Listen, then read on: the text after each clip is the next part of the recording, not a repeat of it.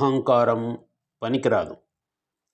ఆంధ్రప్రదేశ్ నల్లమల అడవుల ప్రాంతంలో ఓ మారుమూల గ్రామంలో ఒక కోడిపుంజు ఉండేది.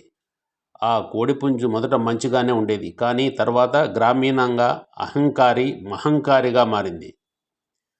ఒకరోజు ఆ కోడిపుంజు వాకింగ్ చేస్తూ నల్లమల అడవులంచుల దాకా వెళ్ళింది. జంతువు మీద కొత్తగా వచ్చిందని ఆ అడవిలో ఉన్నటువంటి అన్ని రకాలైన జంతువులు కూటమిగా తయారయ్యాయి.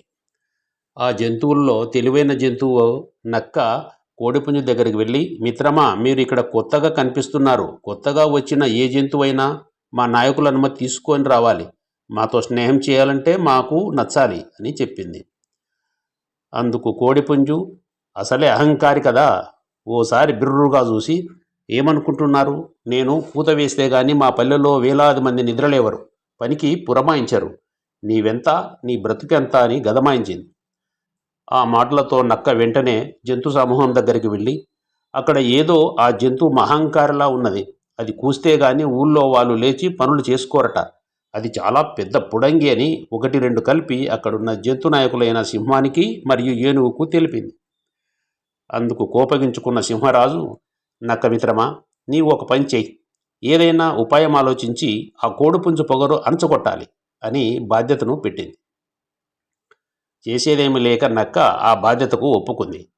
ఒక 5 నిమిషాల పాటు ఆలోచించి, మిత్రులారా, నాకు ఒక ఆలోచన వచ్చింది, ఇక నేను చూసుకుంటాను ఆ కోడిపుంజు కథ, మీరు నేను చెప్పినట్లు వినండి అని చెప్పి కోడిపుంజు దగ్గరికి వెళ్ళింది నక్క.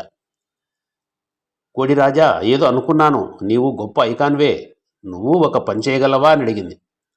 అందుకు కోడిరాజు, చెప్పు, నువ్వు ఏం పని చేయమంటే ఆ పని చేస్తాను, నాకున్న శక్తి అంతా ఉపయోగించి నేను చేయగలిగిన పని చేస్తాను అని భీరాలు పలికింది.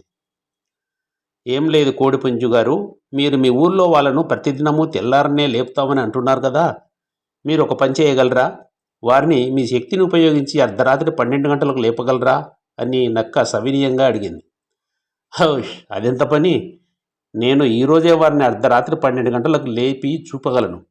మీరు ఈరోజు రాత్రి నిశ్శబ్దంగా వచ్చి మా ఊరు రచ్చబండ దగ్గర ఉండండి, చూపిస్తాను తడాఖ, జనాలనంతా అర్ధరాత్రి లేపేస్తా అని చెప్పింది. అందుకు జంతువు నాయకులు అందరూ సమ్మతించారు.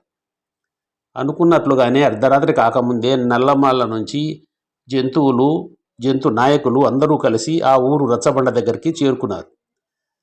అప్పటికే రచ్చబండ మీద సిద్ధంగా ఉన్న కోడిపుంజు ఆ జంతువులను గమనించి కుకటీ కుర్ర అని కేకలు మొదలుపెట్టింది. సమయము 12 కావస్తోంది. కోడిపుంజు తన కేక పెడుతూనే ఉంది. ఎన్నిసార్లు కేక పెట్టినప్పటికీ అక్కడ జనాలు ఎవరూ నిద్రలేయలేదు. కారణం, వారు పగలంతా పొలాల్లో కష్టపడి పనిచేయడం వల్ల నిద్ర బాగా పట్టినట్లుంది. అయితే కోడిపుంజు తన పట్టు విడవలేదు. తన ఎదురుగా ఉన్న జంతువులను, జంతు నాయకులను చూసి అది ఒక ప్రిస్టేజ్గా తీసుకొని తన కేకలను ఇంకా పెంచసాగింది. ఎంతసేపటికి అక్కడ వీధుల్లో ఉన్న జనాలు ఎవరూ నిద్రలేవలేదు. అప్పటికే అక్కడున్న జంతువులకు అర్థమైపోయింది పరిస్థితి. కోడిపుంజు పడుతున్న అవస్థలను, శ్రమను చూసి అవి నవ్వుకున్నాయి. అది గమనించిన కోడిపుంజు తన కేకను ఇంకా రెట్టింపు చేసింది.